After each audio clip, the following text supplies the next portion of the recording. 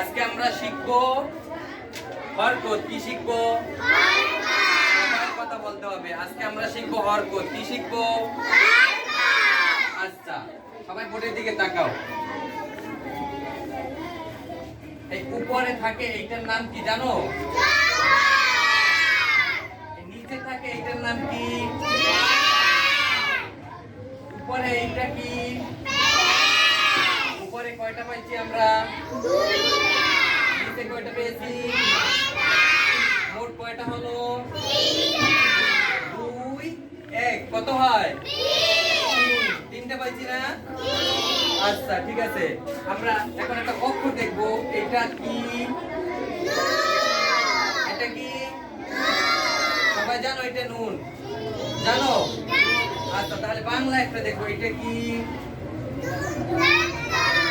এটা কি? সবার কথা বলতে হবে। এটার নাম কি?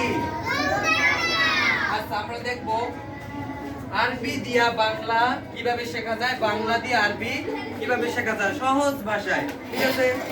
আচ্ছা, এখন আমরা দেখবো এটা কি দেখছি? এটা কি পড়ছি?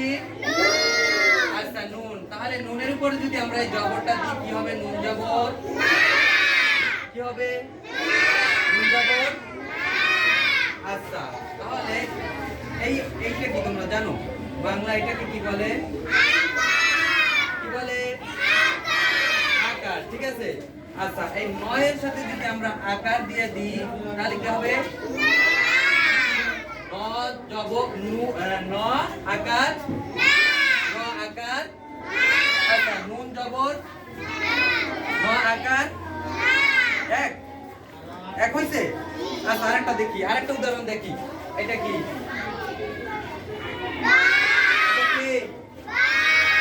আচ্ছা, এটা কি?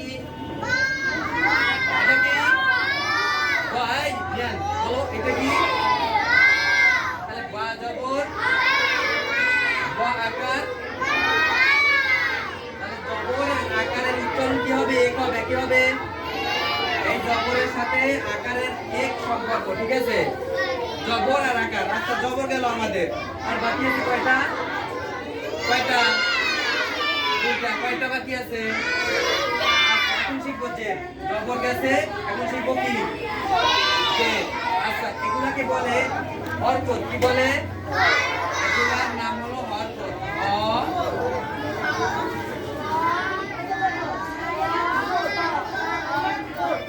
এগুলাকে কি বলে? কি বলে? হরকত বলে। কি বলে? এক জবর এক জের এক পেশকে হরকত বলে। কি বলে? হরকত বলে। রাইসা, এই রাইসা, এগুলো কি বলে? হরকত বলে। আচ্ছা, ঠিক আছে। আমরা শিখছি জবর। কি শিখছি? এখন শিখবো জের। কি শিখবো?